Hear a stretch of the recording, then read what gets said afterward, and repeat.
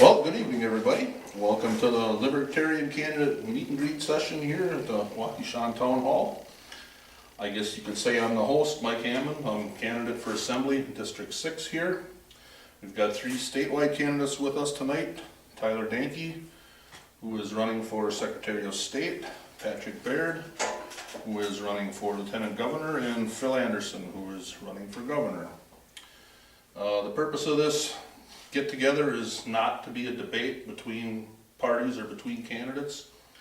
It's just to be an information session, question and answer period, where you can get to know the candidates. Trying to give you an option that you haven't had before in this area, pretty much. The 2 things that all of us need and would appreciate if you could or haven't already sign nomination papers. I need 200. These guys all need 2,000, so it's a little tougher for them.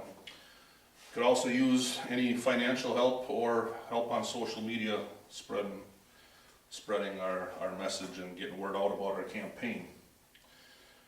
As I said, we're going to do this in 3, or I'd like to do it in 3 different sessions.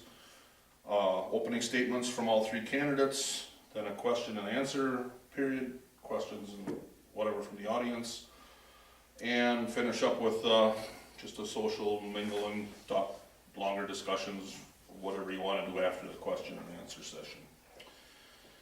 Since I'm already talking, I'll start with my candidate statement. I'm running for Assembly District 6, as I said, against the incumbent Gary Tauken, who's a Republican.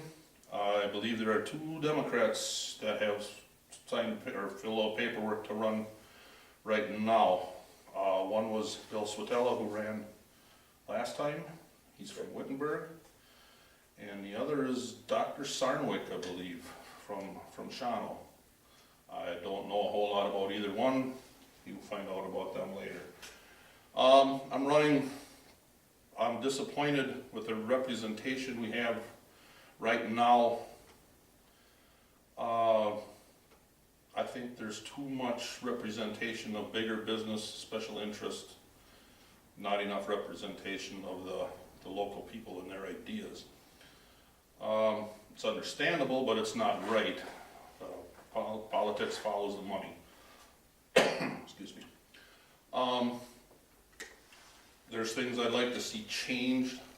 I'd like to be involved in those changes if I could. I think there needs to be changes in education.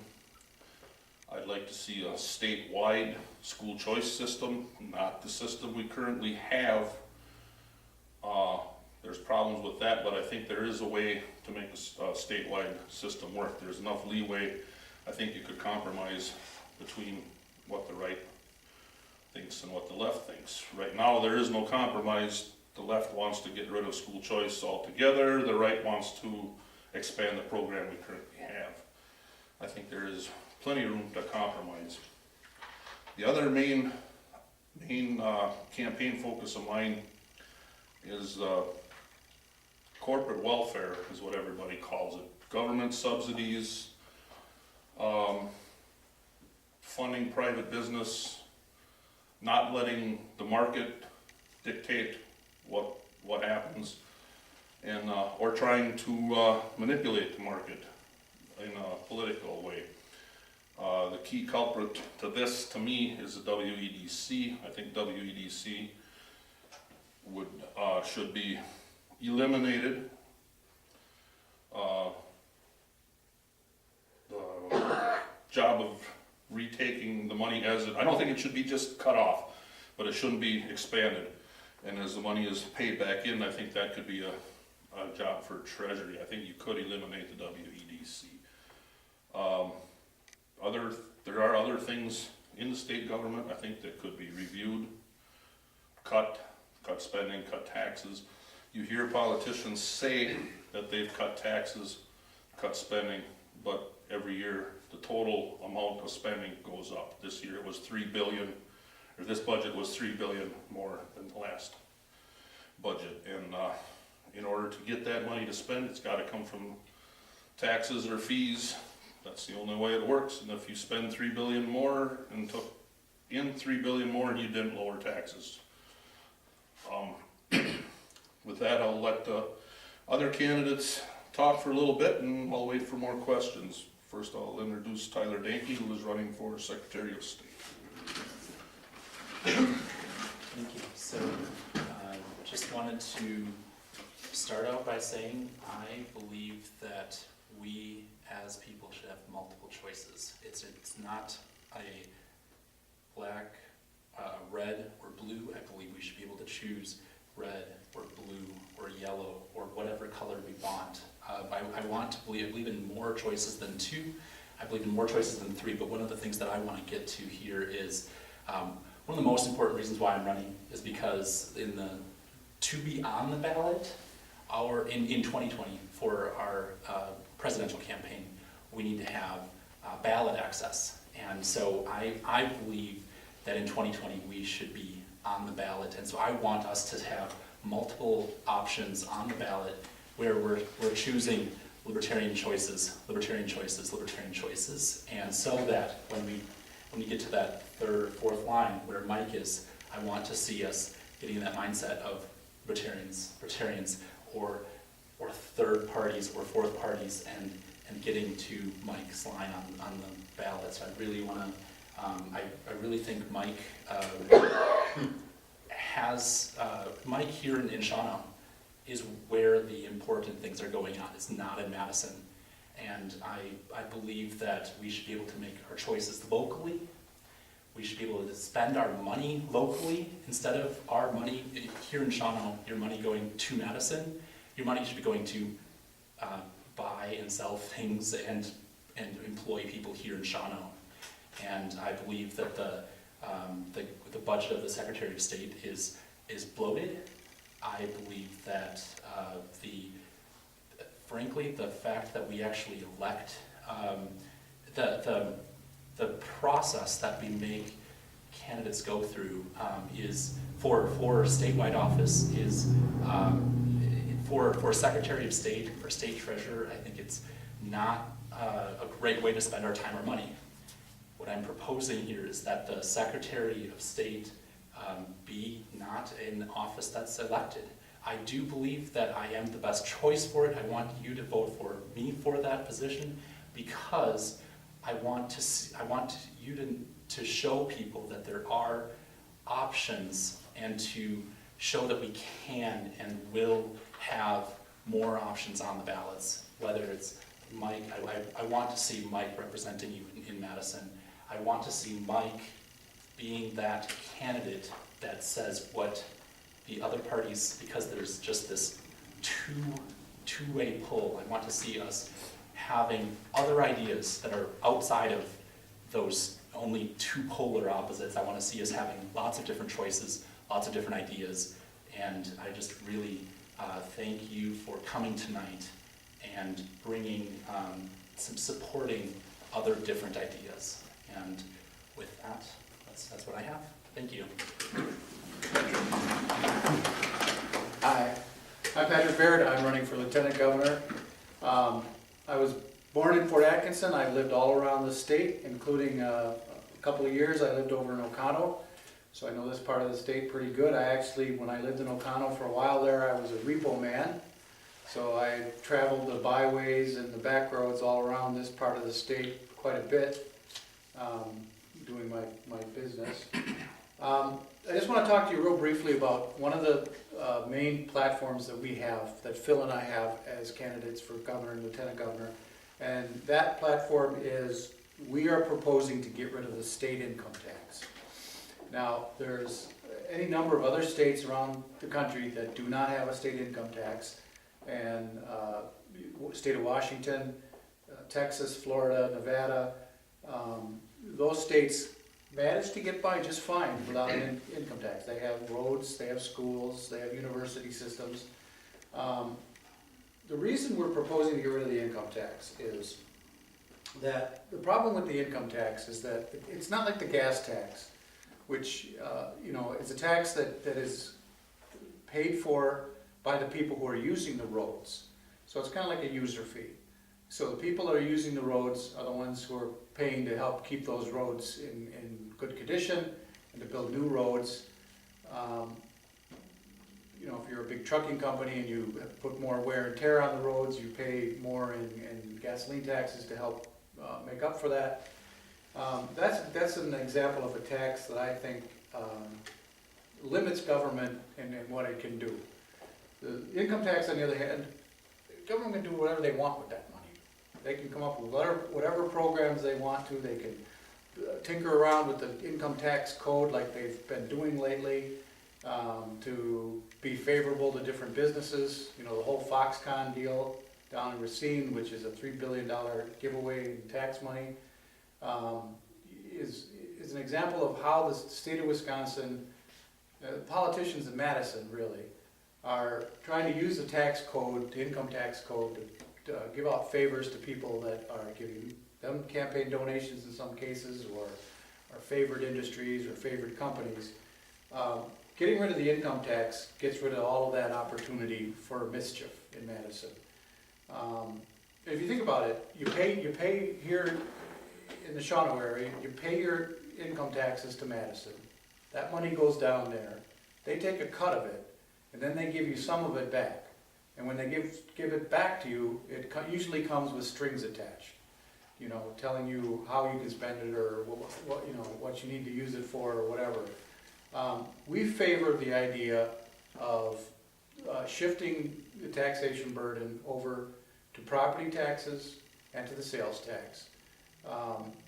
Because that way local communities have 100% control over that. If the schools, your necessities like your roads and your fire protection services, all of that sort of thing, you've got 100% control over it if it's all funded through the property tax.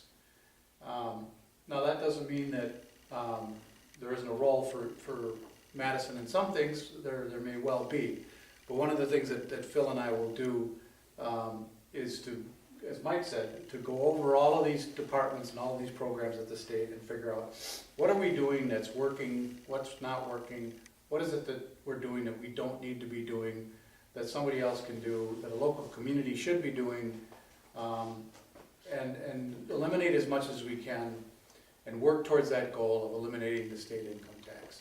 Because that's just, right now, that's just a big pot of money for Madison to use for political reasons, and quite honestly to spend on a lot of programs that probably aren't really doing anybody a lot of good, may not even be working. So I wanted to kind of just give you that overview of one of our main planks. We've got other things that we believe in too, and maybe fill you in on some of that, but if you got any questions on how that might work, just let me know. Thanks.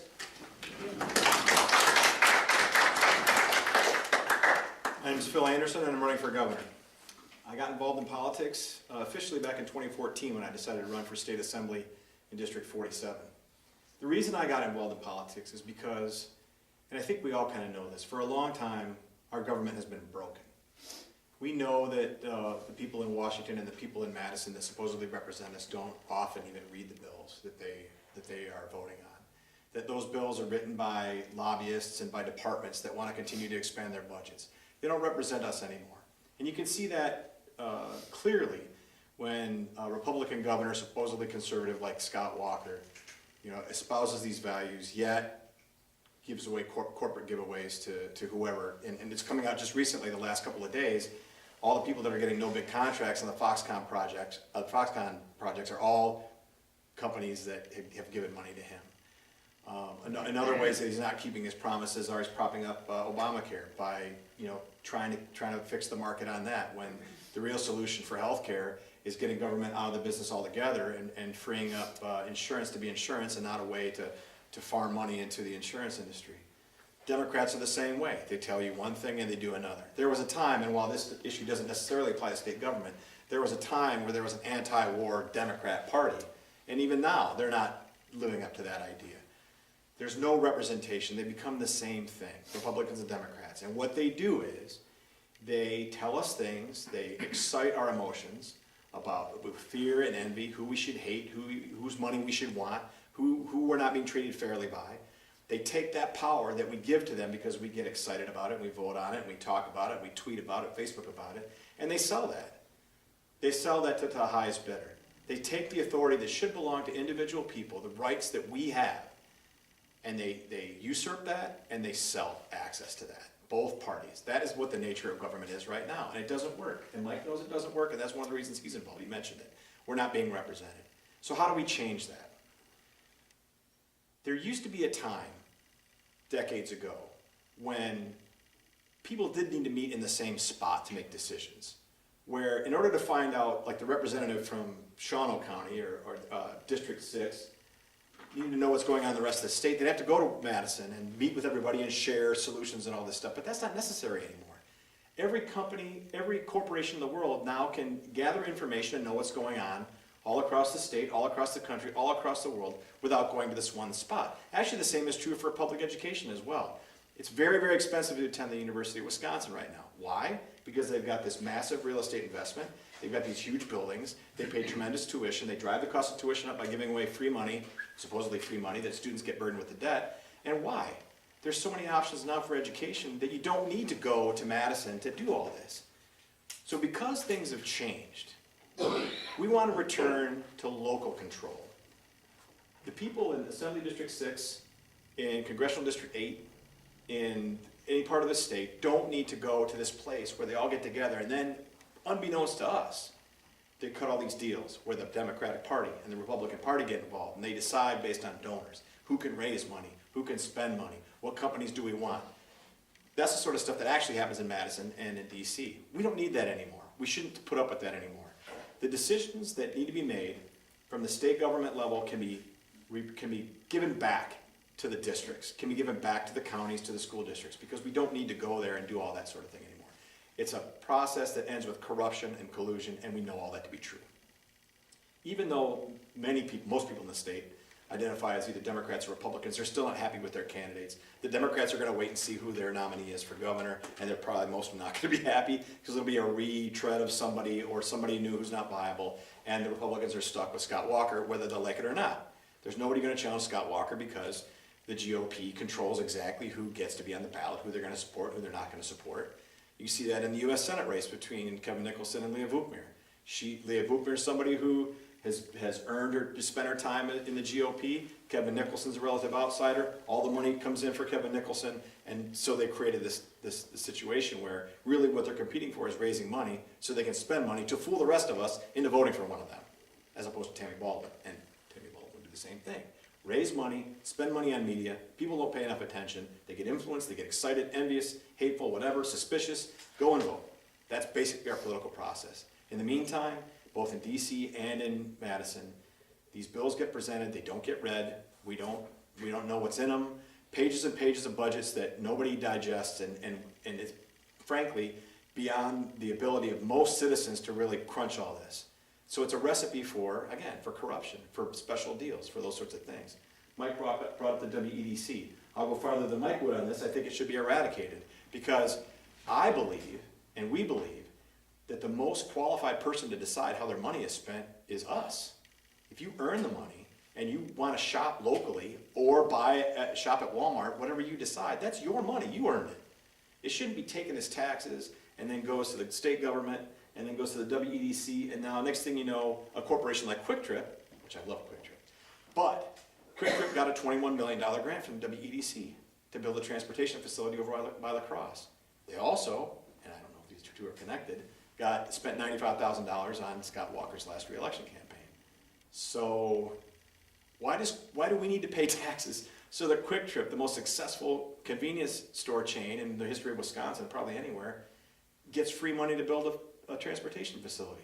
And this is the sort of thing, even if it's a good return on investment, it's still, this is our money. We earned it. You earn it, I earn it, we all earn it. And the Foxconn deal in particular, whatever we're going to get soaked for that, started at $3 billion, now it's $4.5 billion, it's going to keep going up and up and up and up. This is money that's being taken from us and given to a corporation. And not just taken from us as citizens, but taken from small companies. There's lots of small companies around Shawano, right? Everyone's paying taxes, no special favors. You pay your taxes, income, sales, property tax, everything. Payroll taxes, everything. But this company gets a special deal because they're in tight with the governor. The money should stay here. It should stay everywhere in Wisconsin. That's a level playing field. That's competition. And then people like you all and us and wherever we live in Wisconsin can decide, I'm gonna shop here, or I'm gonna shop there. I'll pay a little bit more for a local producer. I'll pay a little bit less at Walmart for toilet paper, whatever we decide. These are our values. It's our money, we earned it. It's our property, it's our lives. So all the things that government does, regulating our lives, taking our money, sending it to the state and coming back with strings attached, this is all unnecessary. If it was ever necessary, it's certainly not necessary now. So the second pillar of our platform, the first one being eliminating the state income tax, is local control. There's no reason why people at this town hall or they're at the county board or wherever can't decide, can't keep the tax money here, and then if you want something done or if you want something to change, you go to Shawano, the county seat. Sorry, I didn't know that. Go to Shawano for a county board meeting, and then you get in line and you take your 3 minutes and you yell at them if they're screwing up, or you campaign for somebody who can do a better job. That's not really something that's easy to do from here for other offices, but here, you know the people, you know Mike. We know that's a lot more accountable, a lot more transparent, a lot more fair, and a lot more efficient for all the resources that were currently being taken away and the rights that are being infringed upon. So that's one important thing that we stand for. And that principle applies to everything, from taxes to any other way that government wants to control our lives or the economy. Let's just return that authority back to the counties, back to the school boards, whether it's school choice or whatever. The people that are right here or right anywhere in Wisconsin know best how to deal with their business, know who they should elect, who should be in control, who should be not in control, all of these things. It shouldn't be where all this money flows to Madison, flows to the big parties. They collect it all from these donors from all over the place, including out of state. Media blitz, get people all excited to vote one way or another, or vote for somebody to vote against somebody. And that's how we elect people that are spending our money and deciding how we're going to live our lives. It was probably never a good idea, but it's certainly not a good idea now. So thanks very much for coming out. It's not the most interesting thing to most people at this time during the election process. Most people are concentrating on which Democrat's going to come out of the field of 15 or 18 or whatever there are paying attention to the unfolding Foxconn news or whatever that the governor and the Republicans or Democrats are dealing with right now. Not so much us, because we don't even have primaries, because we're not contested. So we really appreciate you coming out. But that idea that we are all born with rights and that we own what we own and we earn what we earn, and we can make those decisions locally and not have to do it at the state level, is one of the most important things that we want to bring across the state as we campaign. Well, thank you. Thank you. I guess with that, we'll open up to questions from the audience. I had a question for you, Phil, or any of you. Foxconn, with that going on, has anybody, whether it be Republican, Democratic, on up to Scott Walker, has anybody actually seen a break even as to when this will pay out, the $3 billion? I think it's 2042 under the best case scenario, 2042. Now, in fairness, that's not counting any tax revenue from the extra businesses that are doing the contractors or whatever. I don't think it's counting that, but that's one of my main complaints. I mean, we got a lot of complaints about it being a bad idea in principle to begin with. But this is an industry that changes all the time. Tech changes constantly. And the idea that there's still going to be, and Foxconn's a huge, relatively successful company, but so was Netscape. So there's been a lot of good companies that go under after a while because they can't keep up. And all it takes is for some innovation by some other company that owns a patent over it, and all of a sudden, Foxconn's a big empty hole in the ground. That's just another reason it doesn't make sense to me. On a technology thing like that, I look at it and say that 2030 or break even is way too far out there with changing technology. And that's the best case scenario. That's assuming that all the jobs come and all the taxes get paid and, I'm with you on that in the sense that I don't think anybody read that entire bill. I don't think there was any break even done out there on anybody's part, maybe on up to Walker, that nobody really put the numbers together and says, does this make sense? Well, especially in the case of Republicans now, and not to say that Democrats are any better in general, but because Republicans are in power in the state, they do business by deciding what they want from the top, whether it's Walker, Scott Fitzgerald, Robin Voss, and then everybody's got to vote with them, or they get primaried. And you know the case of Andre Jacques, who is being challenged for state senate or state assembly. State Senate. the state senate race. Yeah, where he's a guy who's paid his dues and worked, and they just brought in somebody, a young guy from out of district to run against him because Andre Jacques wants to talk about, I think it's prevailing wage is his issue. Getting rid of prevailing wage restrictions for the government, state government, and contracts, local contracts. And for whatever reason, the state GOP didn't want that talked about, didn't want him as the committee chair to hold a hearing. Well, he did, because he believes in it, and that's what he ran on. So he does that, next thing you know, he's got a challenger moving in months before, some 25-year-old, probably fine guy, but, you know. With all kinds of money behind it. And that's where all the money, it almost sounds like the Nicholson deal too, where a guy who's all of a sudden a Republican is challenging somebody who's been part of their system for a long time, but once they step out of line, for whatever reason. So I guess my point is that the Foxconn was the same thing. Even smart Republican legislators who may have, you know, had problems with it or questions, those questions don't get asked, because if you ask them, you know, you're gonna get pounded back into the table, you know, if you stick your head up, or you won't get reelected, and that's the way they've done business for a long time. Thank you. Thank you. I've got something to add on the Foxconn deal, not so much about the break even, but the way the numbers are played in the press. Republicans, ever since this deal has happened, Governor Walker and Republican leadership, all the Republican representatives at every level are standing up and patting themselves on the back. They're throwing out numbers of all of these, the 13,000 job creation. It started out as 3,000 permanent jobs. Now all of a sudden it's 13,000 permanent jobs, depending on who you talk to. They've institutionalized a lie, basically. The numbers keep changing. Well, they keep going up. I'm one, I've never challenged the fact that Foxconn will create a lot of economic activity in that area. That's a given. The only thing is, when they throw out all of these numbers as to the positives, nobody ever brings up the negatives of where the money was taken from in the first place. There's money statewide that's taken $1 here, $1 there, $5 here, $10 there, whatever, through the whole state. Nobody notices it because it's a little bit. It makes a big splash in Madison, and the politicians all want to take credit for it. But if you subtracted the negative impact of not having, say it costs $500 out of some small business or a middle-sized business somewhere, $500 a year for the next 15 years, that's going to have a negative impact. Be it small, it's going to be a negative impact. And that isn't ever figured in on the other end. It's all like they start at zero, that every dollar spent is a positive. They never acknowledge the negatives. And if you do balance it out, I'm not saying there couldn't be a positive overall. In fact, the one positive thing that government can do is speed up the process of money moving in the economy.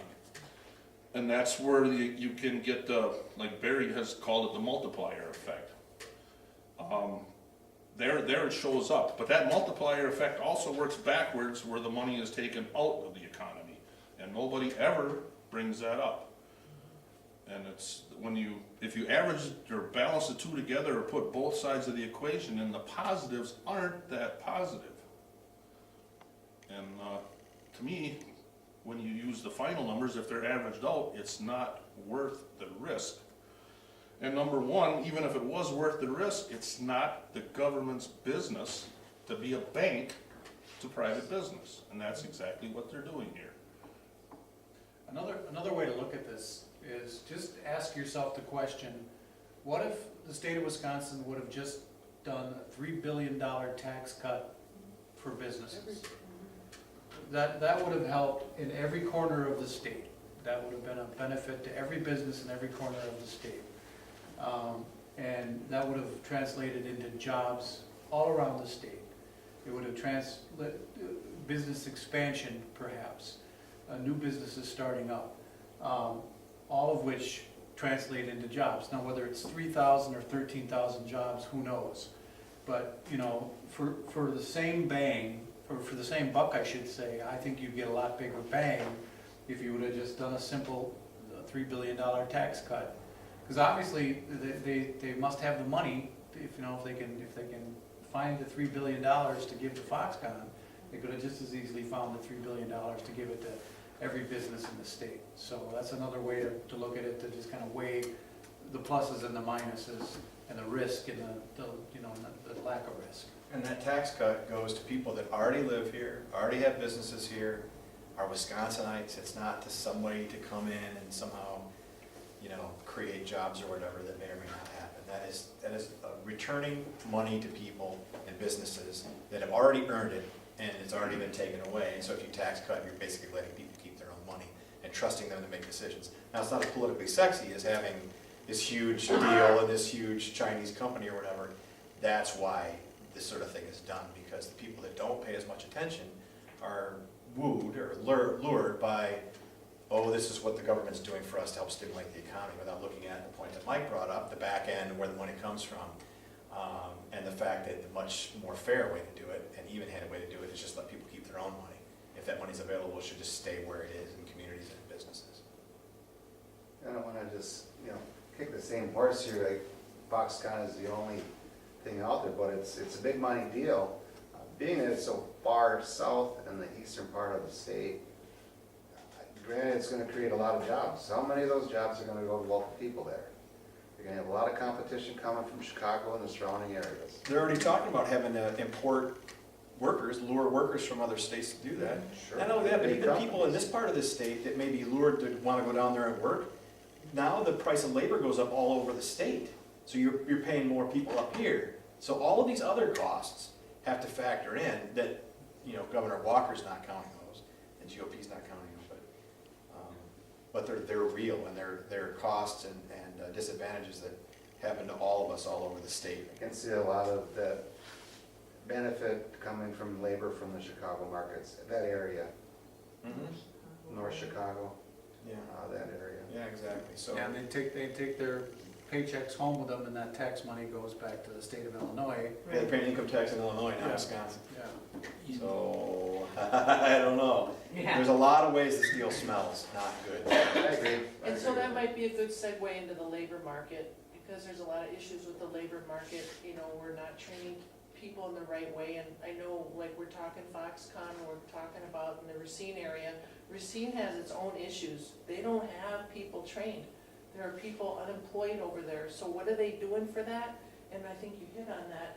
We're gonna be bringing these people in. We're not gonna spend money to train these people, and that's where I see around here, it's easier to give people money and say, kind of go away and get lost, which causes like this opioid crisis.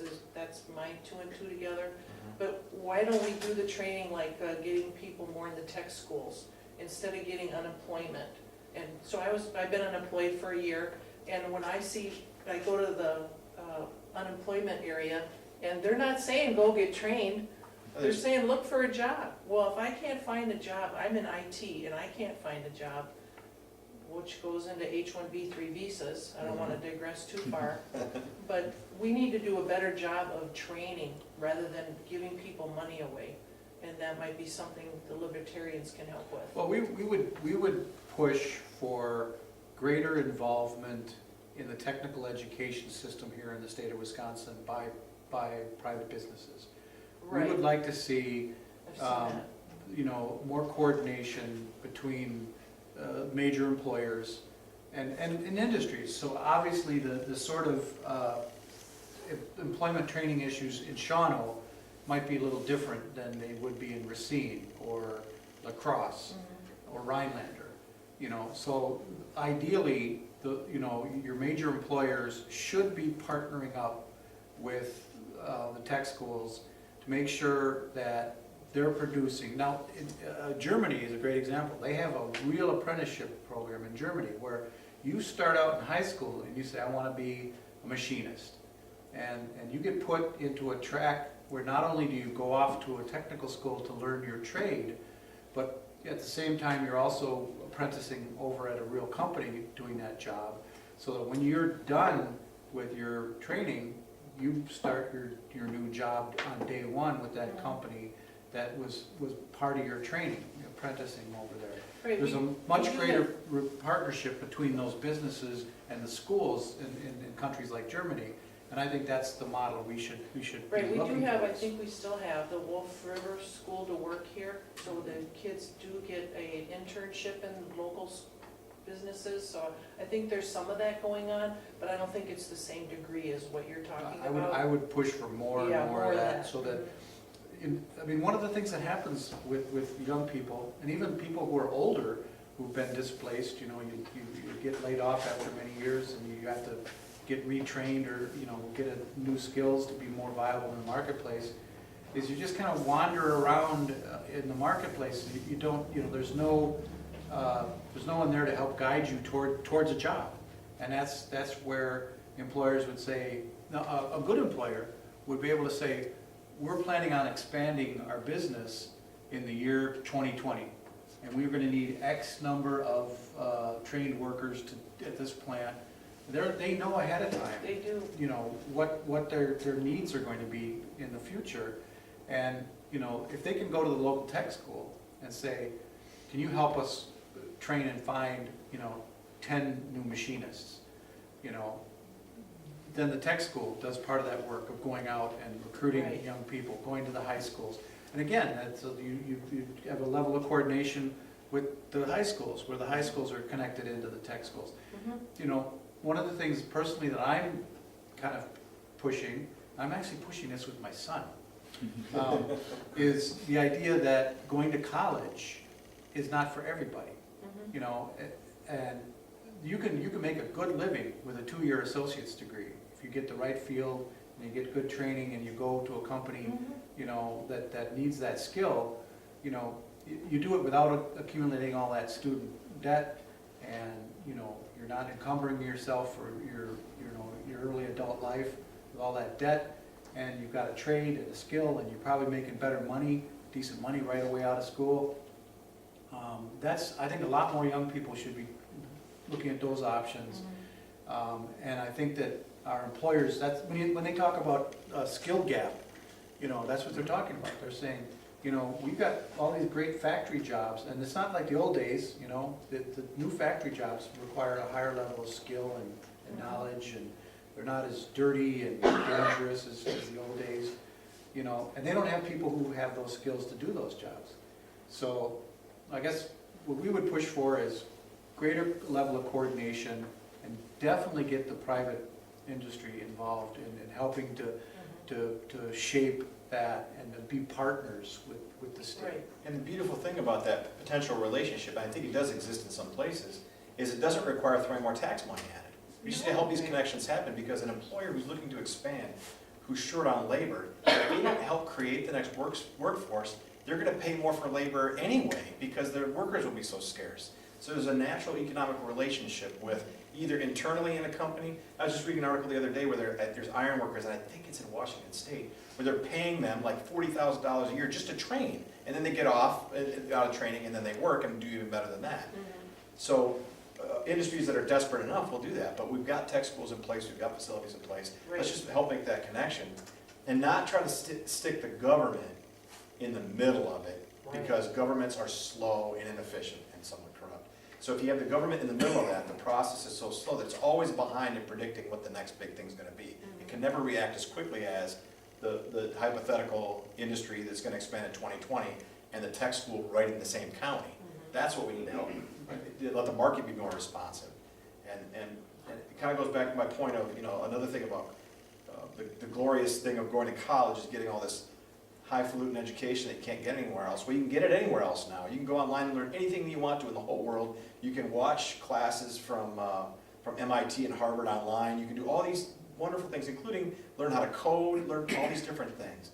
Let's get away from the idea we're shoving kids towards debt, to a college degree that's worth less than it used to be, and does not necessarily result in a job, less and less than it used to be.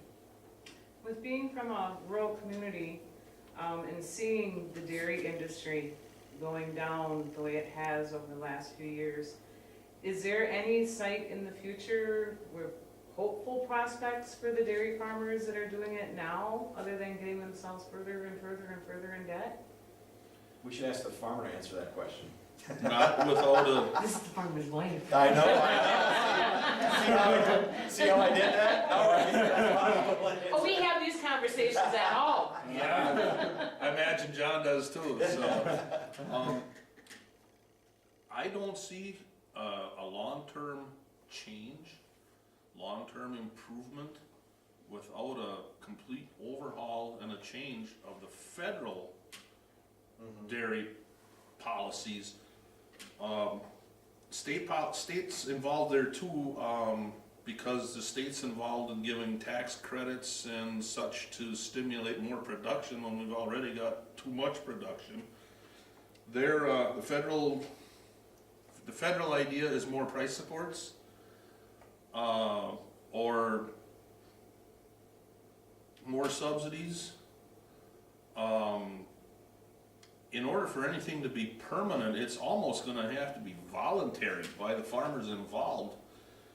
And the small farmers that aren't able to take advantage of the, what do you call it, the size, the efficiency. Economies of scale? Yeah, that's exactly what I was looking for. They're screwed. They can't compete right now. And I've had some tell me I'm wrong, they can. Some circumstances, maybe they can. If it's a farm with not a lot of debt, good supply of family help that works cheap, somebody who's don't want to take vacations, you know, just, well, I'm speaking basically of what my situation had been for 40 years. Even in my situation, I got to the point where it wasn't worth the effort anymore. What I was putting in, I wasn't getting back.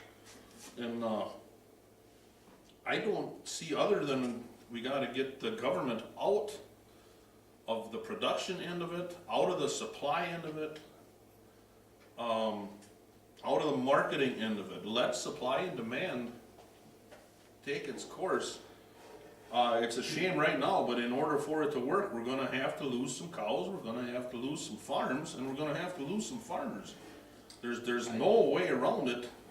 Yeah, we don't have control over the fact that there's a lot more dairy operating in the rest of the country now, in some cases in other countries.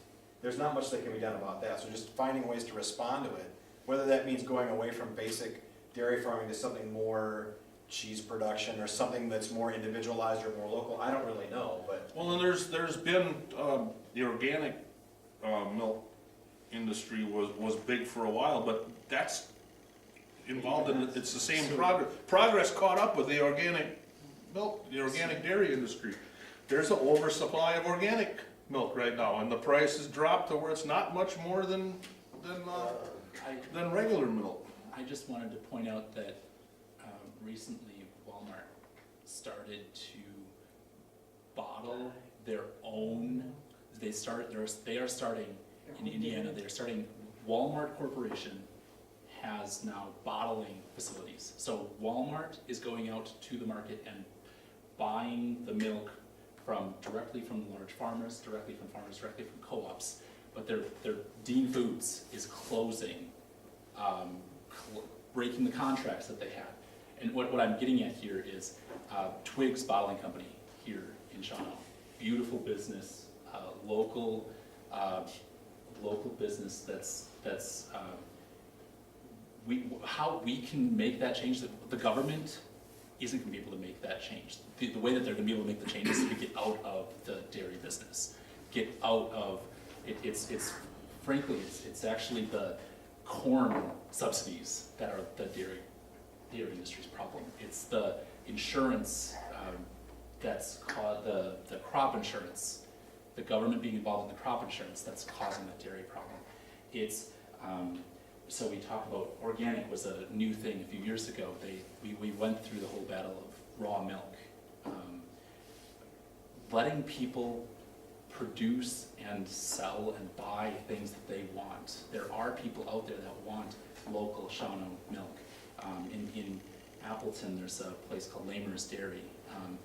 and they bottle their own. It's a local distribution center. They have the glass Glass jars, bottles, yep. the glass bottles, and it's, so what it comes down to is it's buying things not at Walmart, produced by a bottling company that is Walmart. It comes down to buying your soda from Twiggs, drinking milk. But then you lose those little lamers factories in the rural areas because they can't stay in business. So you don't, Right. you know, then your option of buying that Right. milk local, unless you have contact with a farmer, you know, but then you're looking at the raw milk, you know, and you have to wait till it's pasteurized. So then, I mean, it's just, I mean, it seems like it's that cycle. Allowing people to buy things directly from farmers, allowing people to buy and sell things from their local communities, and getting the government out of that picture. And I think the other side of it is corporations like Walmart get very advantageous treatment from local governments. When I ran for assembly in 2014, I ran against the guy who had been the mayor of Monona, and he brokered a deal for that Walmart. I don't know if you know the South Beltline in Madison, that big new Walmart there.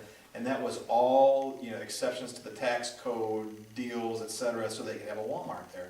Well, if Walmart doesn't have, is treated on a level playing field with everyone else, then they behave differently. But they can go into a lot of communities where politicians will play ball, get the sweet deal they want, the land they want, the location they want, the whatever they want, and then it's even harder to compete with them because they're the ones with the deep pockets, they're the ones with the lobbyists. And if we just cut that out, then that's the other side of it, you know, where the market has to respond, but the government should be propping up big corporations that then come in and prey on have an unfair advantage over smaller producers. Now that might not solve the whole problem, Right. because things just change, you know, and that kind of stinks. There But is no one solution. no, but all of these things together at least make it fair and reasonable on an even playing field, and it's not even right now.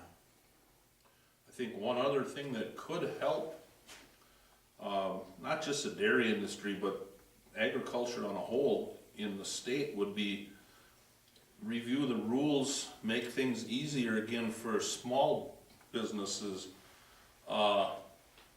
Small scale local cheese factories that make specialty cheeses. Local butcher shops. Right now, you got a 4 to 6 month waiting list to get an animal in to a butcher shop around here to, you know, to get to eat your own beef. Yeah.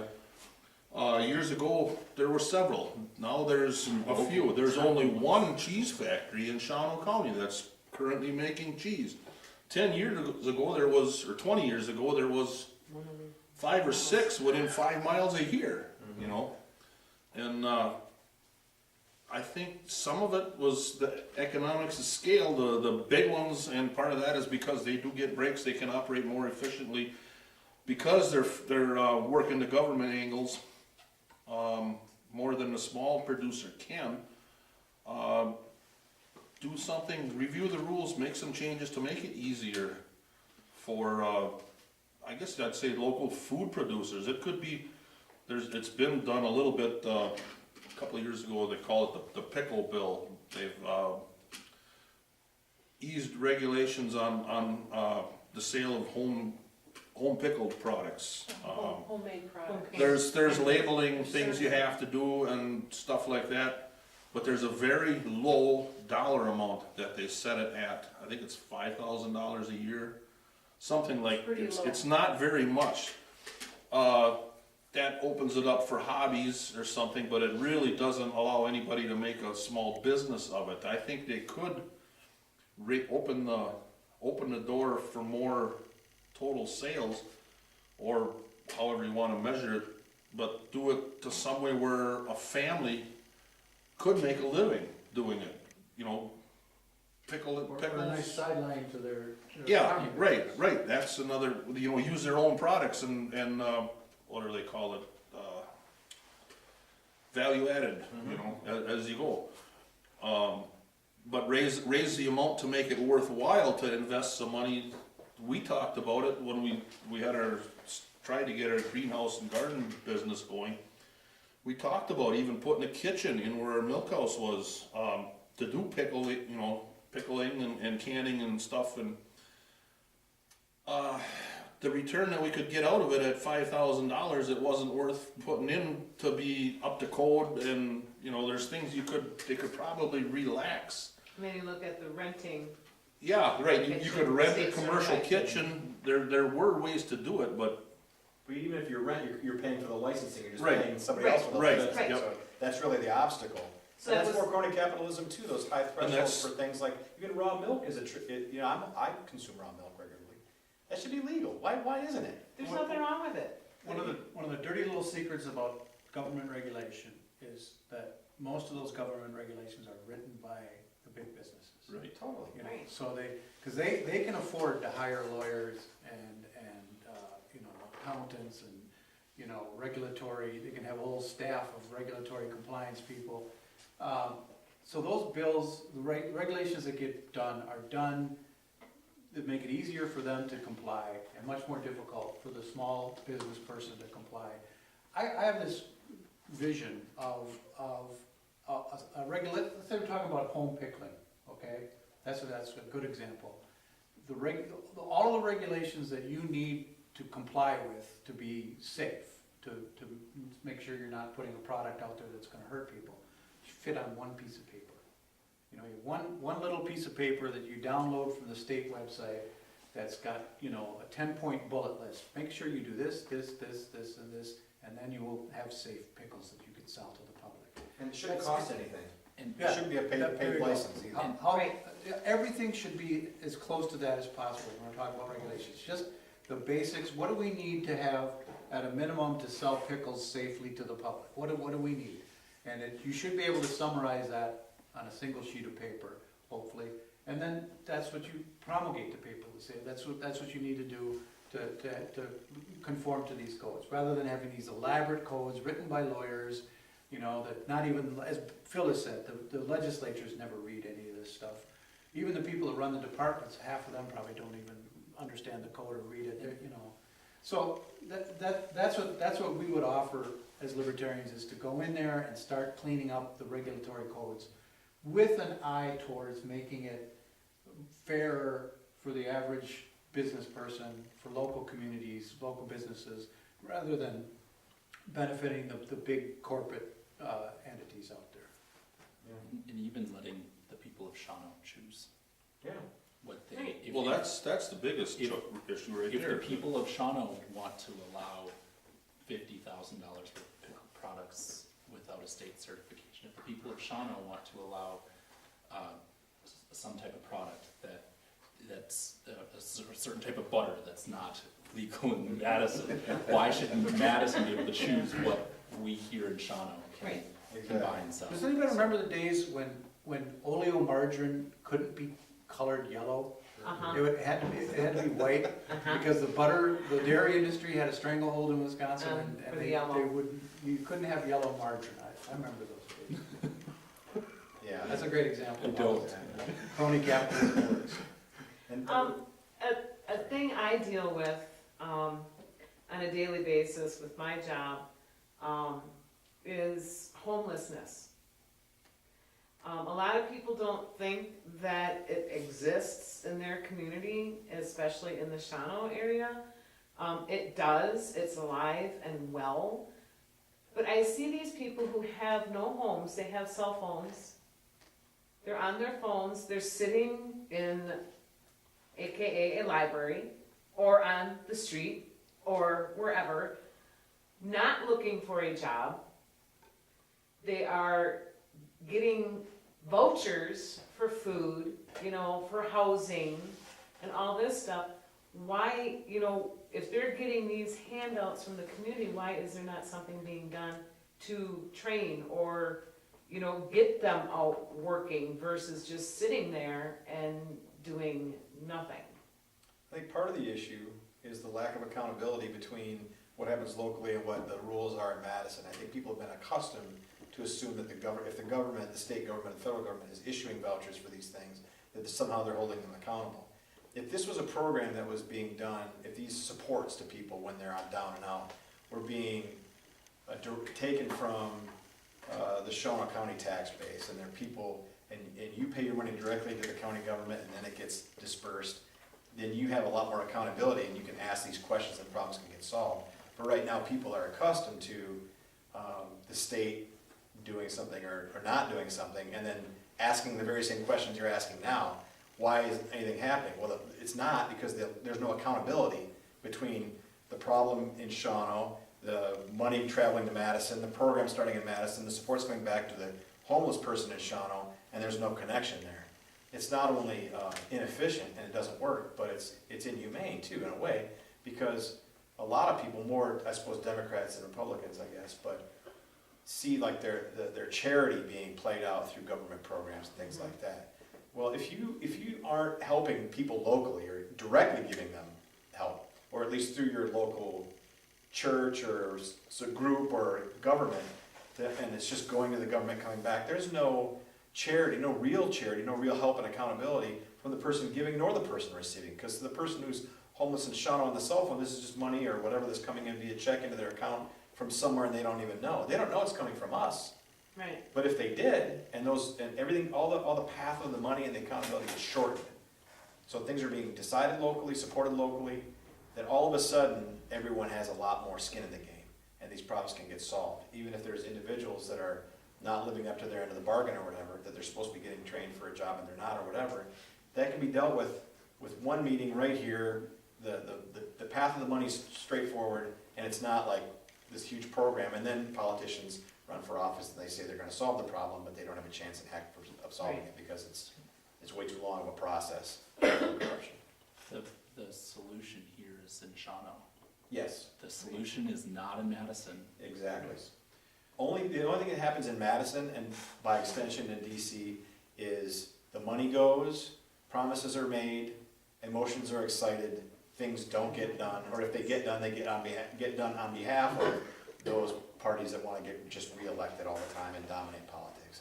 It doesn't solve real world, real community problems locally.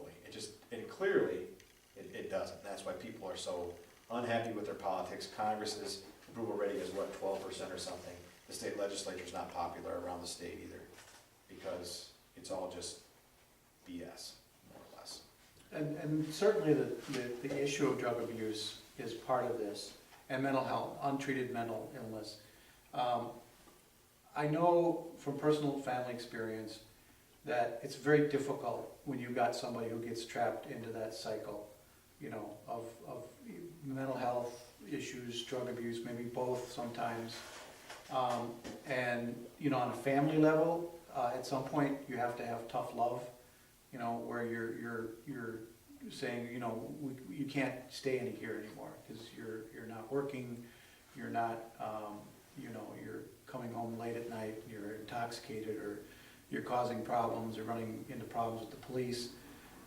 So to me, the community can be the same way.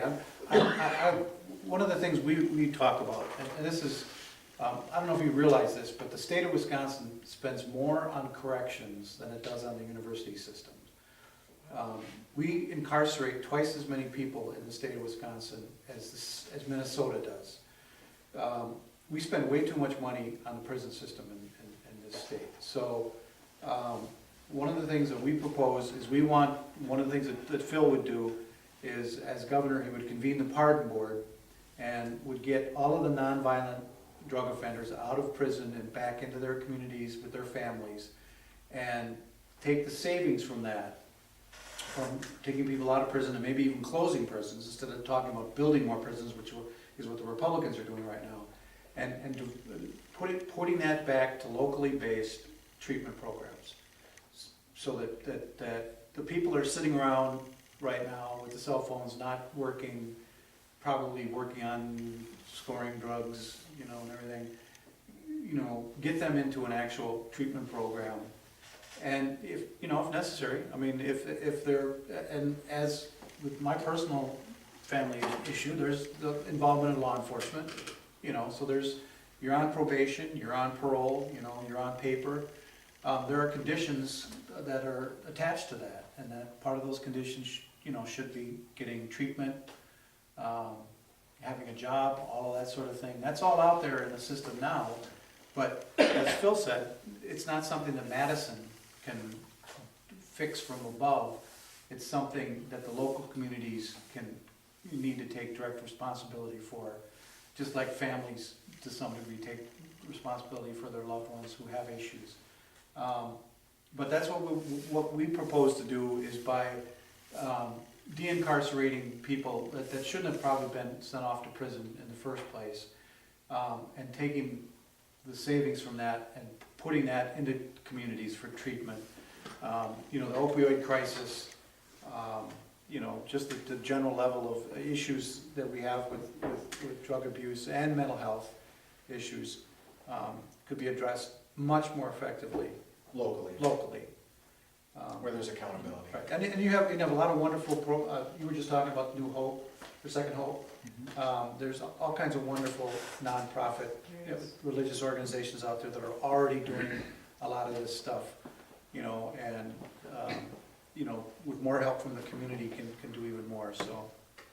Again, that's one of our focuses. We really believe the answers to so many things lie in your local community.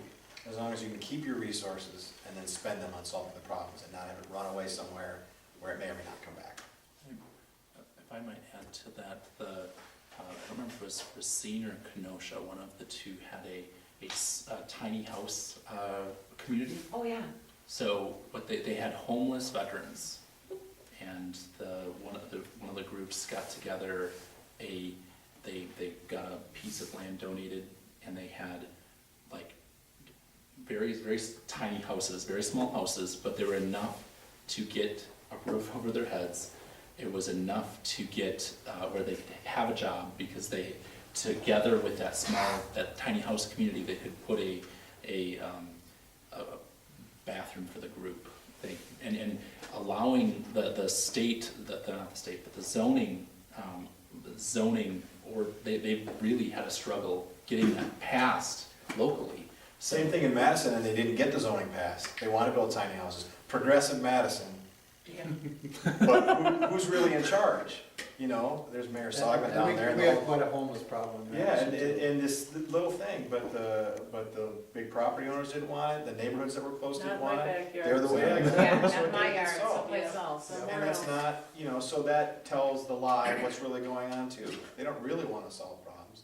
They just wanna keep the gravy train of donations coming in, and they don't care if the problems get solved, and the only problems they want solved are ones they can take credit for, which kinda goes back to Foxconn. And I think stuff too, anything but- doing, you know, helping any of the veterans, you know, I think some of them have gotten a really raw deal, and, you know, the due process that we have. You know, reaching out and helping them and supporting them isn't a major deal. It wouldn't take much, you know, like giving them a place that they can call their own. Yeah, don't. 800 square feet or 300 square feet, it don't matter, they You don't can care. lock up your, instead of laying on the sidewalk with three garbage bags with all your stuff in it, you know, Yeah, you've got a place where you can have your things secure, and, Right, you know, and you can, you know, they earned it. take a shower every day, you know, you can, you know. Yeah, how many homeless are all across the country are veterans? A lot. A And so, lot. yeah, veterans, I served in the Army, Patrick served in the Navy. Did you serve, Mike? No. Oh, you chicken shit. His stepson is in the Navy. Yes. So, but that's a particular, because not only, and this is, so it sort of goes beyond state politics, but we fight these wars overseas, a lot of which aren't necessary on our false premises. We send people over there, they come back, if they come back sick with PTSD or something else, some other problem. Not only the fact they've been separated from their loved ones, not earning as much money as they were when they were here, whatever. All those sort of problems, kids that are being raised by one parent, all those struggles. Even setting that aside, they come back and they suffer. And then they go into the VA system, which we know historically Wisconsin has been guilty of over-prescribing opioids. So then they get out of that, they get done with their prescription, and then where are they left? They can't smoke marijuana to help. They can't even get legal marijuana medicine to help. And so they have a hard time holding a job, and then they end up on the streets all over. And these are people that volunteered to go serve their country. And they signed on the line They to signed. give their They, life. To they me, signed their life. That is, This isn't a state issue per se, but my own personal feeling, I've actually been in the VA system, right here, when I lived in O'Connell, I went up to Marinette, and Iron Mountain. And I got decent treatment, I can't complain too much. But I believe that what we ought to do is for the most part, just completely dismantled the VA system. And just pay for lifetime health care for our veterans, that they get their health insurance premium paid for life by the government, by the federal government, and they can go out and get any plan out there on the market, just like the rest of us, and they can go to the best clinics in their local community to get treatment, and it's, you know, it's a very low deductible plan or no deductible plan, 100%, the premiums are all paid, you know, because that way you're not having to be put on a waiting list at a VA, you're not going to get substandard care. Or You're on not- a bus like half a day, Oh, where yeah, they bus right. people from all 3 over hours town. drive. I don't, for Past veterans, 8 doctor's offices to go to the VA hospital. I know they've opened a new clinic in Green Bay, which helps, but I know that for some medical procedures, up here in this part of the state, you gotta go all the way to Milwaukee to have certain surgeries done. And, you know, I've known people that had to go through that their families go with them, and of course, you're in the hospital for a couple of days, that's, you know, that's quite a lot. Rather than going to, you know, to Green Bay or, you know, one of the local hospitals to have the same procedure done, and maybe have it done with better doctors and better facilities, and the latest techniques. So, I think in the long run, I think that's the best answer, is to just get away from this idea that we have to have a separate healthcare system for veterans, and just pay their insurance for life, and let them get the best care that they can get. And maybe you keep 1 or 2 hospitals open as trauma care, you know, that specialize in things like concussions and PTSD and the things that veterans have a special problem with. And you attract, you know, researchers to those hospitals to, you know, to help come up with new treatments and stuff. But I think that's the answer. In the long Let's run, stop but- creating so many sick people. Right. By, That's another good answer. that's really, that all that should stop, because it's just not right. I'd like to backtrack a little bit here and ask the people here, do any of you recall or remember or know about the fact that about a year ago, the state legislature did pass some homeless legislation? I remember they passed it, I don't remember the specifics, but I wasn't very impressed with it. Basically, it was throwing money, Throw money. no way to measure if what they were doing worked, there's no way to measure progress.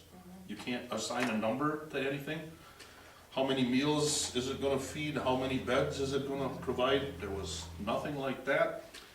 There was no date for review, if anything that they did was working.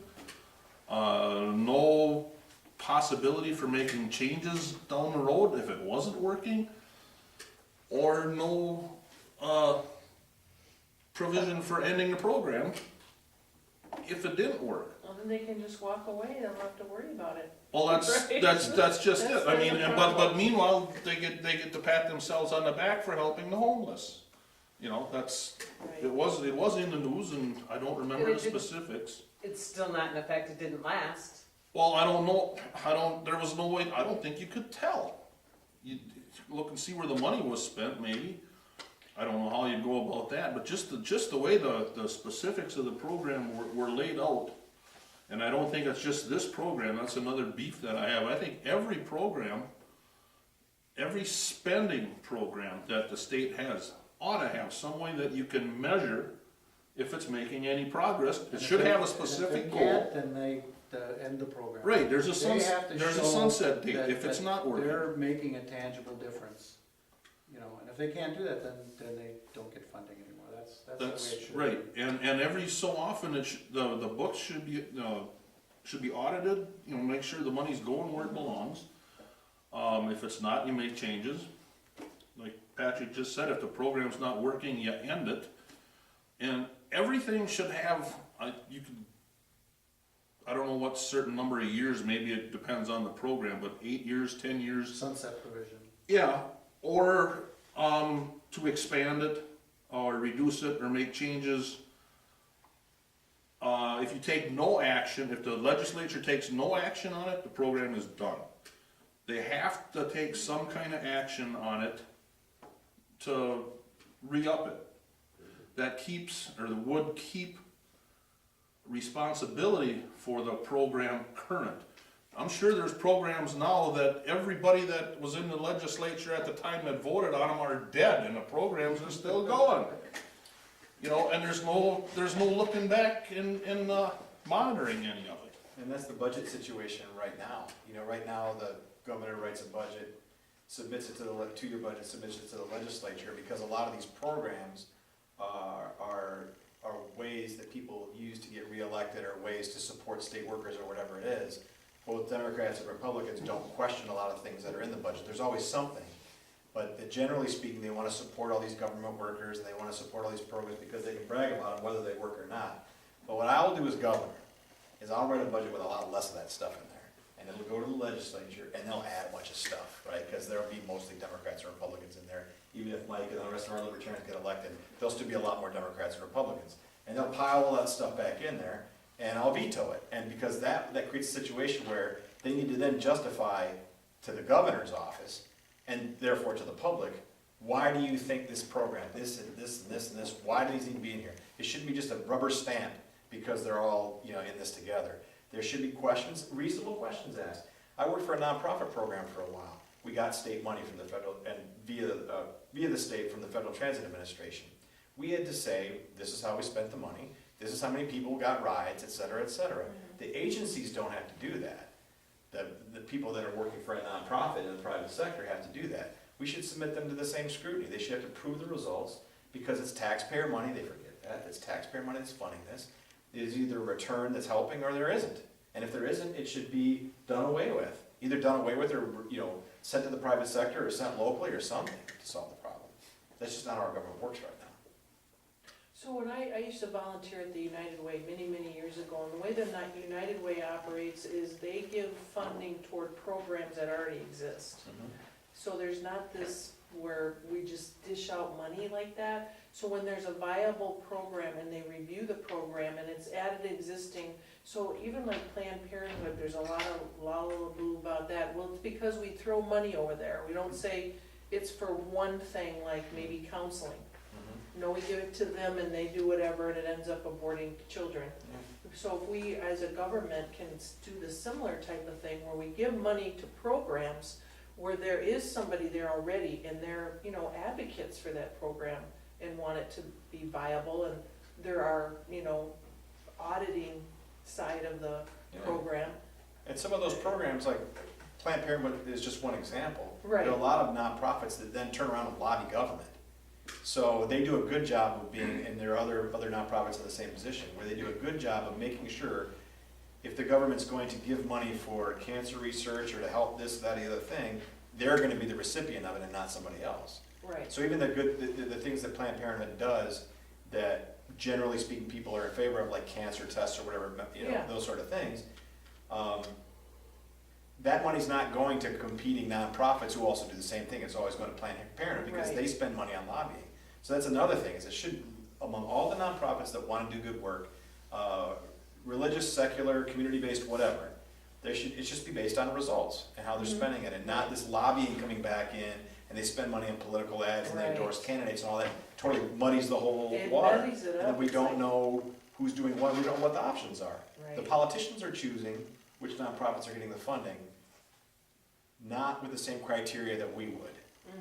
And it's our money, so we should be making those decisions. And also as part of the budget, I know more in the federal level, if I say like, we're gonna make a budget and it's for, say, schools, I don't wanna see somebody building a bridge in there, or, some other money going somewhere else. You know, why can't we vote on one thing and have it that one thing? Well, that's one reason It for just getting rid keeps- of the income tax, is that we have Yeah, the taxes that are either locally based taxes and controlled by the localities, or we have segregated taxes, like the gas tax, that are for one thing and one thing only. I mean, you know, if it comes to infrastructure, maybe there's a way to have a segregated tax for infrastructure, you know, bridges and that that sort of thing. You know, remember the stimulus package under Obama that they did? That it was supposed to be shovel-ready jobs. Oh, yeah, Guess in what they November. didn't spend It money- was they in didn't spend November one he said that, penny and on I'm like, shovel-ready I wanna jobs. see this happen in Yeah, Wisconsin. no. Shovel Zip ready. digging anyway. That's a great, that's what happens, and that's why you've gotta have tight controls on the money, and where it goes to, and how it's funded, and the more you can move it away from Washington and Madison to the local community, to have them control it, the better.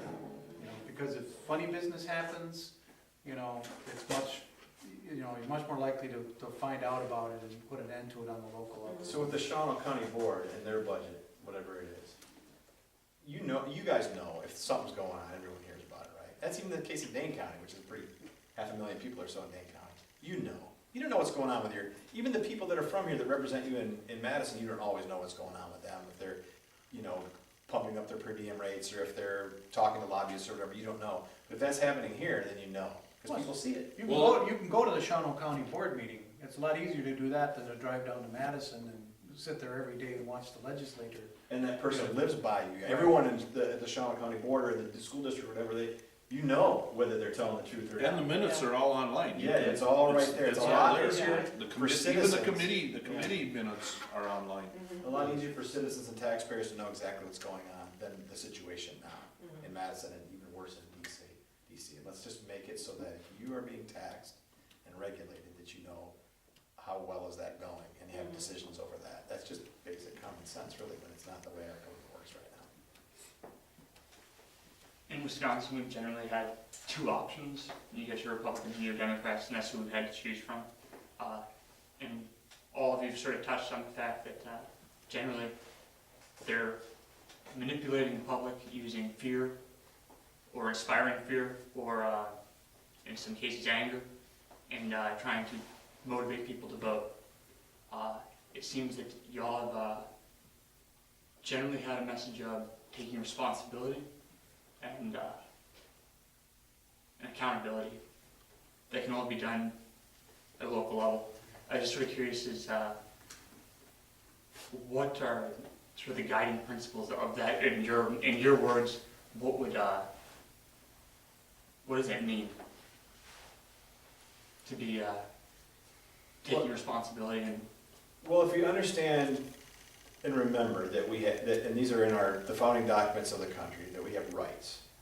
That we have rights that belong, every human being has a certain amount of, the rights, right? The right to live, the right to your life, and the right to privacy, and to your property, and all these things that are enshrined in the Bill of Rights.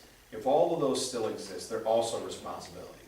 So you can't have a right without a responsibility. And sometimes the responsibility is picking up after yourself, not encroaching on other people's rights.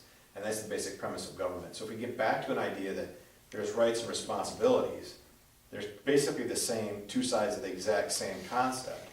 But what people have become accustomed to in the last few decades is they think they have rights to things that aren't really rights. A right to health care, a right to education, those aren't rights. Those are things that they want and that everyone needs, but they're not something that somehow somebody else is supposed to provide to them.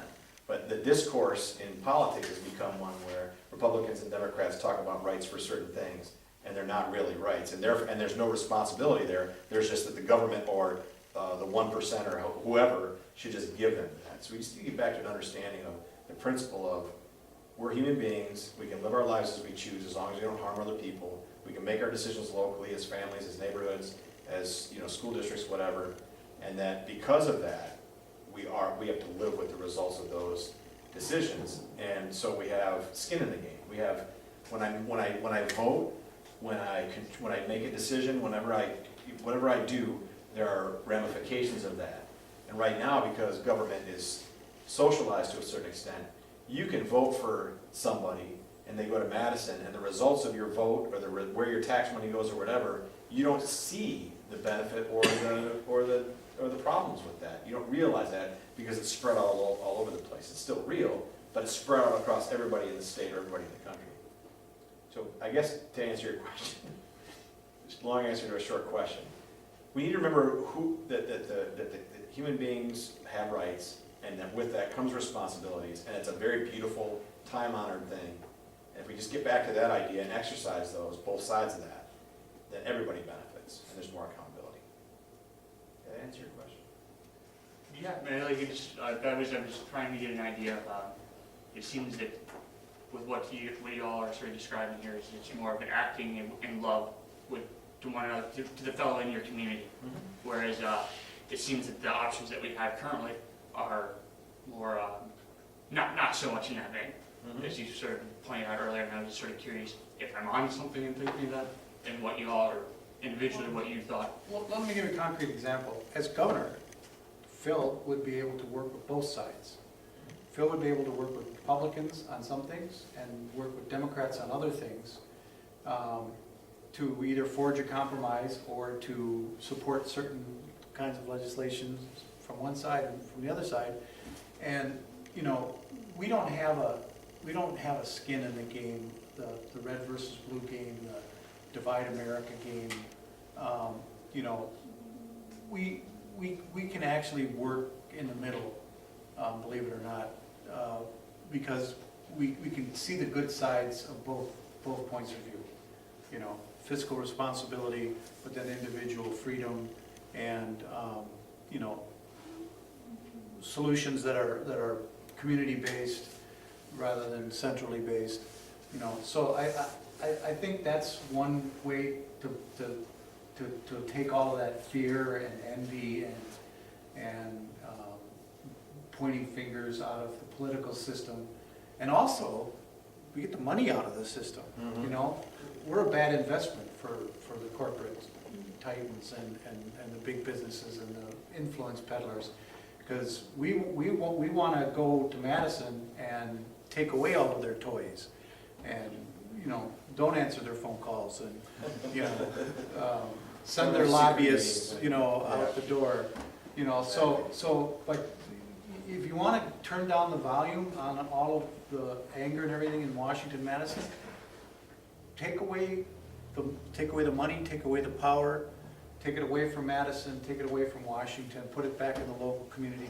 Because you know what? It's a lot harder to call names to somebody that lives down the street from you or goes to the same church that you go to, you know, or their kids go to school with your kids, you know, versus something that you just put it on TV or you do on Facebook or, you know, the more you put power in the hands of local people, the more civil I think people are going to be in general. Humane. There becomes more. And more likely to Let's get work together. together. We all live here. Let's figure out what we're going to do, as opposed to, you know, ads that we hear and political rhetoric that just want us to categorize one side or the other, whatever, as being evil or stupid or too rich and don't deserve it or whatever it might be. You can't do that, as you pointed out, when you know people. You know, when you see what people are doing, when you live with them, when your kids go to school, you go to church with them, whatever. That's really where America is, I think, and that's where our society is based on, is actual getting together and figuring out, we've got a rabid wolf in the neighborhood, what are we going to do? This road is in disrepair, what are we going to do? We need a new school, what are we going to do? And not just let somebody else make that decision somewhere else, and for reasons that don't really apply to us, and that we weren't really involved in deciding it. Because the money all starts here. It all starts in our pockets and our businesses where we earned it, and it starts with our rights that we decide to have, that we have, and that we decide to share. And so there's no reason that anyone deserves to take that away or has the right to take that away. And the best way to do it, again, I'm sort of beating dead horse eggs at this point, but the best way to do it is, let's all just sit and talk like we are right now and figure out what we're going to do, who's going to pitch in, how are we going to fund this, what's the best solution for us here, without involving all those people that just waste money and are corrupt and really just want to get reelected over and over again. I wanted to touch on, we talked about, so why this personal accountability, why this personal freedom, why do we have these rights and these responsibilities? We have them because we want to love other people. We want to give other people jobs. We want to give the homeless a home. We want to give the farmers money for their products. We want to give in our local communities. We want to buy things, we want to sell things, and those, why do we want to buy and sell things? Because we have in us love that we need to get out. We have this energy, and we need to not have someone else where we expect that that they'll take our money away from us and then give it back to the homeless people, give it back to those farmers, give it back to those local businesses. We can use our, if I take from my pocket and I give it to that homeless person, if I give to that hungry person, if I give to that the drug addict, if I give to them, I have this love that I can, that with the government being a third party in that transaction, takes all of the love out of it, out of the situation. And so that answer is always to go to that local community, from our hands to those in need. It's a good way to put it. Government takes the love out of it. I do. When we talk about neighborhoods in terms of decision-making, I grew up in Beloit, in the west side of Beloit, working class neighborhood, and we knew all of our neighbors, and sometimes things would come up and we would have a neighborhood meeting. Usually haven't at a block party where there's a little bit of beer involved, but people would talk about, like, what's the solution? What are we gonna deal with certain things? And everyone knew each other, watched each other's kids, somebody's on vacation, mow the lawn, collect the mail. I think that happens less and less now. But that's something we want to get back to. But I think one of the reasons it happens less and less is that there's a lot more connection to governments that are far away in terms of solving problems, and even people working farther away, or they're, people moving around a lot more. That's just how society has changed. But we get back to the idea that face-to-face is the best, and that there is a love, and people are naturally decent and don't want to walk past somebody that they can help, and want to organize, whether it's directly love or through some local group that they all just pitch in and buy, help somebody in some way. That's a lot more humane, natural way to live than the way we're mostly living now. I had a conversation with somebody a while ago about the issue of, I said government should be as close to home as possible. And I said, well, look at all the county board seats, is what he used for an example. Just nobody wants to get involved. Everybody's running unopposed. And we talked about that a little bit, and maybe John could even get in on that a little bit. One of the reasons that we came up with is because there is not a lot of local control at the local level right now, because you have to follow so many mandates. The county has to follow from the state has to follow from the federal. People aren't interested in being paper candidates or paper figureheads in a position where they think they can do something and they find out they can't. And I think word gets around that local governments, local school boards, whatever, town governments, their hands are tied a lot of times, and they can't do what they want because of the fact that everything is passed up to one notch higher. The federal government says this, state government says this. We want to do this, but we can't. And they lose interest. They don't, well, why should I be there if I can't accomplish anything?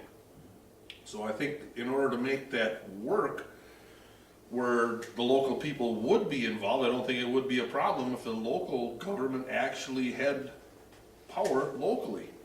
And that's a major issue to get it changed, because the state isn't gonna wanna give up power, the federal government isn't gonna wanna give up power, because they're giving up their dollars. But that's why we're here. Right. That's why we're here. This group right here, we don't think that way. We'd be going to Madison, looking for opportunities to get Madison out of Shawano County.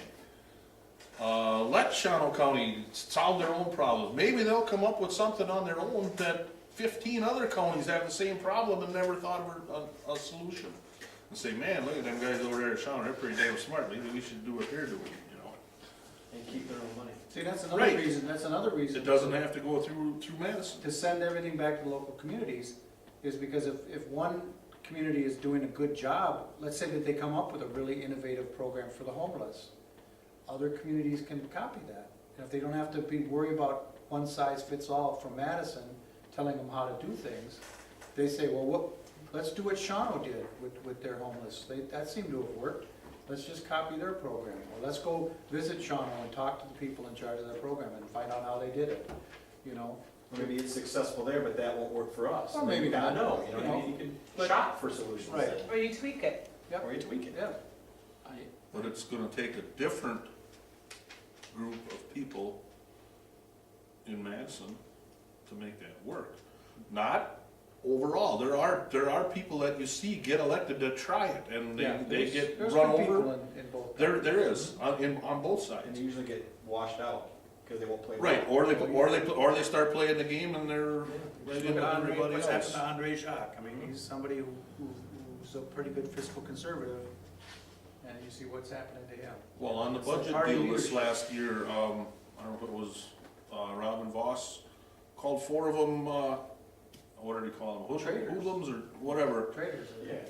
But, because they were standing up for what, I think, it seemed to me, they were standing up for what the local people that elected them, that's what they were doing. And, power players in Madison came down on them hard for it. A couple of them lost, committee memberships, committee chairs. We won't have any of that to start with, so we can't take Put us anything. down in the basement. Well, that's a fact though. They Well, can't I'll take have a anything very- away from us because we don't have I'll anything to have a start with. very fancy veto pen. That's one power that the governor of Wisconsin has, the line item veto, that can really make things happen. You write the budget initially, they do what they want, but then return it. But when you have the last look at it, they say, well, they couldn't justify this program. They couldn't justify this program. No, this giveaway is gone. Yeah, we're not giving money to Quick Trip, they're already doing well enough, and that's people's money, it's not our money, it's not the politicians' money, this is real people's money. I mean, in essence, the Republican Party and the Democrat Party are in business for one thing, and that's to get reelected. And they get reelected and they maintain their brand, they're basically businesses, they're not just groups of politicians, they're businesses. They've got a brand, they're tweaking their brand all the time, they want to expand and grow and dominate, it's almost like Coke and Pepsi back and forth, right? They want to just, they're pretty similar, but they claim to be different or whatever. We want people to make their own soda, I guess. Go Tide Pepper. Well, let's just say it's Bud and Miller, right? We want you to homebrew. You figure out what beer you want to drink, and you make it, and if you want to, go ahead. We won't stand there. Or RC or whatever. I don't Make even your know own. I don't know if Royal Crown's around anymore, but that's an entirely different thing. You know, we're a political party, yes, but not in the same way the Republicans and Democrats are. That is an industry, pretty much. And we're the anti to that industry.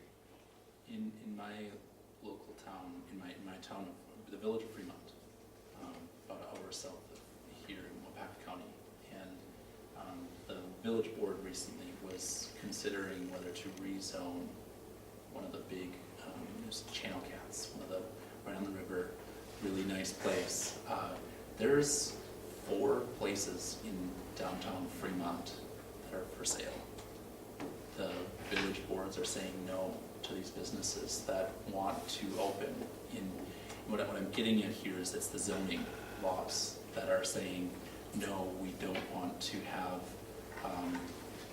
whether it's we talk about homeless shelters, or the small, so what I'm getting at here is saying, let the people do what they need to do to organize. The libraries, our library, it says the only 2 things that you need are a library and a garden. And the only 2 things that you need are a library and a garden. So you have the farmers, the farmers market. We went to the Appleton Farmers Market a few weeks ago, and they had the children showing them how to start businesses. They had all the children had booths, and so what I'm getting at is being able to make those choices and sell those products and finding ways to not involve Madison in that children's market of pickled goods. If that kid, speaking as a business owner, as a child, I was a business owner as a child, and if somebody would have told me... Does not surprise me. If somebody would have told me I could have only sold $5,000 worth of pickled goods instead of $6,000, I would have shown them, well, here's my $6,000. Here's my $1,000. Here, homeless person, please go, you know, here. Straight. Yeah, you know, I did, as a child, have a business doing that, and it was, I know that there's this pickling thing is not just about kids, but it's, frankly, if it's an 18-year-old or a 19-year-old, or it's a 80-year-old or a 90-year-old, I don't care what age they are, or whether they sell $5,000 or $50,000, just let these people pickle their products, sell their goods, give money to their local library, and we can do that voluntarily, so. Well, since you're touching on libraries, and that's like the heart of me, I'm gonna elaborate a little bit. At our library 2 years ago, I started a seed library. And what that is they grow, at first it's just seed packages that I put in there. They come, they get 3 seeds per plant. They can check out their seeds, no card required, no checkout, no fines, no anything, per plant. And then all we ask is that they grow, and then they save the seeds and bring them back to the library to replenish the seed library. And in conjunction with that, we have been working with the UW Extension and Master Gardeners, and we offer classes at the library for people in the community to come to learn how to do, like I think next month's class is succulents, how to maintain succulents, how to plant vegetables, how to seed save. So we're enhancing that tool to the community, another resource to them, where they can be self-sustaining and eliminate that Walmart, that Quick Trip, that whatever, and they don't need a big space to do it in.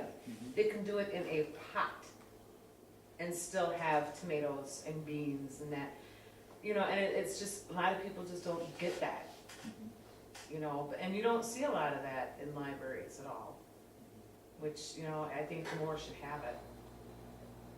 Absolutely, that's a beautiful idea. So my wife works at the village library in Fremont. And, in She has a seed library. next year. That's how ideas get spread, though. Yeah, right, This way. that's exactly right. I have information for her. Absolutely. So in our family, we just created a role for gardener, and that role got put on me actually, and I said, that's great. I'm gonna plant that at our farm when we buy our farm. I guess I'm hoping that this summer we'll be buying a farm, and my point there is allowing those, so in our library, there's pressure from the village board,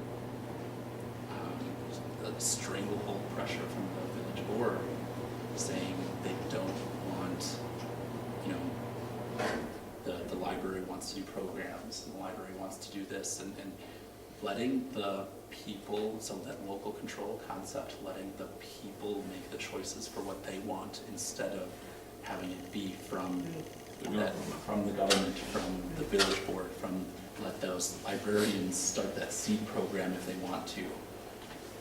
Yeah. And funding, I mean, in any business, any nonprofit, whatever, funding is always a big issue. You know, when you don't talk about any kind of programming. Yeah. I'll toot the library's horn once more here yet too. Another thing that the Shawano Library has started in the last couple of years is a library of things. I'll let Nancy talk about that too, but that's gone over real good. It was a concept that we had seen on the internet. Some of the libraries had started this, and I thought, well, this is really strange. You can go to the library and you can check out a fishing pole and tackle box with a library card and go and have it for a week and then return it back to the library.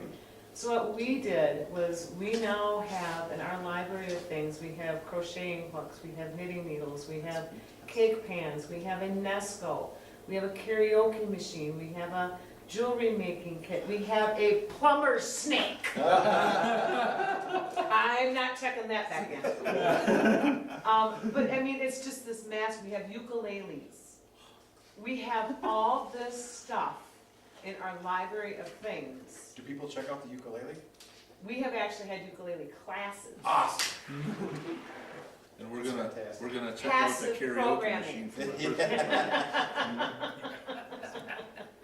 That's fantastic. So I mean, that's another resource. I mean, it's how you spend those dollars. I mean, we're very fortunate, we have friends in the library that support us, you know, and they do give us money for programs, and I mean, it's not always much, but I mean, we make do with what we have in our budget, you know, and this is a thing that who would have ever thought you could walk into your library and check out a Nesco for the day? That's Or fantastic. like with family get-togethers, oh, let's have karaoke, it'll be fun. Yes, yes. You know, Right. so I mean, bicycle pump and repair kit, you know, just the basic stuff that, why go to the store and buy it for a one-time use? Or why let the government give $20 million to Quick Trip when they could be helping fund Funding stuff like this.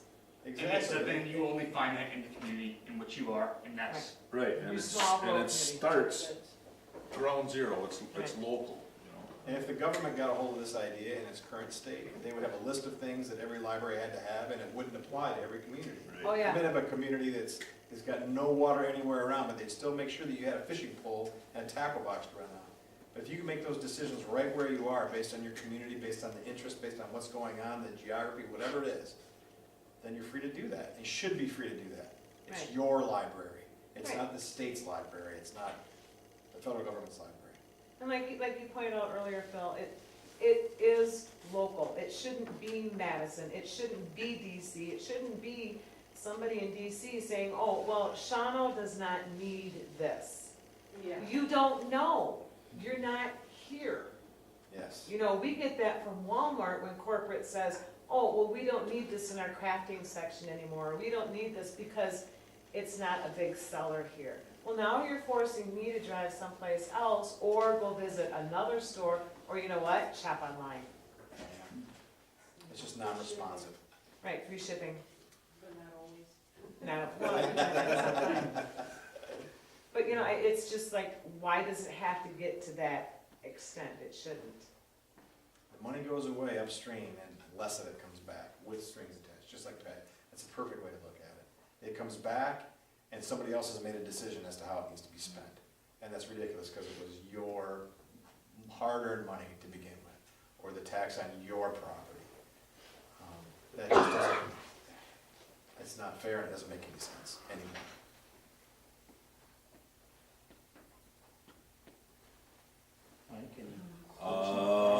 In closing, Well, I guess the question session has come to an end since. I think you got an idea of where we're coming from. We all don't agree on specifics, but we all agree on basics. Less government, less taxation, less spending, less regulation, and government closest to home, or as close to home as possible. The specifics will iron their way out through compromise, the same way that things should be being ironed out now and they're not. I use the example, environmental regulations. It's like a giant pendulum that swings back and forth. When it swings over here, the Republicans are in power. Everything is thrown out the door in favor of business. Rules are waived, permits are given, exceptions made. The bigger the business, the more they can get away with. The way it seems, it's not always the case, but it does seem that way. When it swings back to the other side, when the Democrats or the environmentalists are inside, everything is done to basically stop businesses from doing anything. They have, when it gets over to this side, the so-called environmentalists have no faith at all in the environment taking care of itself. Mother Nature is the best filter, recycler, cleaner there is in the world if you give her a chance and don't overcrowd her.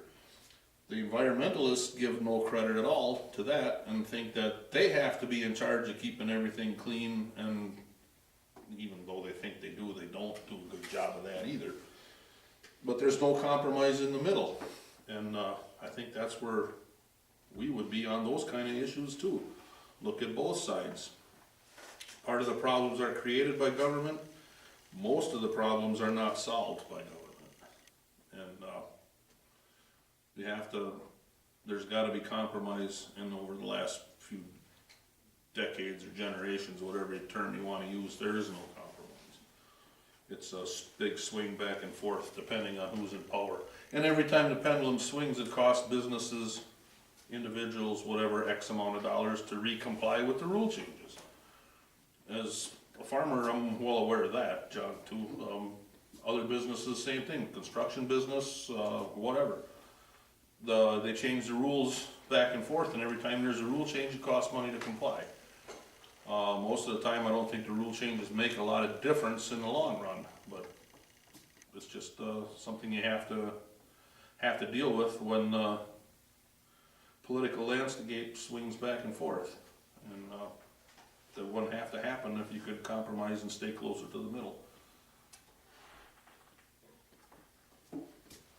Especially as it relates to farming, but to all other property rights as well, and pollution. A lot of the things that happen when the pendulum swings to the right are infringements on individual property rights as well, because if the DNR takes control over counties making decisions about mining permits, etc., then often the problem is that the individual's property is polluted or devalued or whatever. We stand for people living their lives as they choose and managing the property as they choose, as long as they don't affect other people's things. So in the case of pollution, if you just stick up for people's right to not be polluted by big businesses, and having reasonable regulations in place that help prevent that. I know that one of the situations with mining in Wisconsin just recently changed, I think last year. It used to be that if a mining company wanted a permit, they had to demonstrate that their particular kind of mining hadn't had pollution complaints wherever they were for 10 years previous, and they got rid of that requirement. So when somebody invests in a mine in Wisconsin, the DNR is going to grant a permit they don't know if this is going to pollute or not, and once they pollute, it's too late. That's not reasonable. We just stand for people's right to live their lives and then have their property and not be affected by the actions of others, and not have an unfair playing field, an even playing field. Everybody is respected under the law, under the government, and just leave it at that. Simple, fair, across the board, applies to regulation, taxation, everything. We all have rights, and we all have property. We just stick with that principle. And a lot of these issues, as Mike was talking about, the pendulum to the right and the left, and regulatory compliance and the cost of businesses, all settles down to a point where people can just live their lives.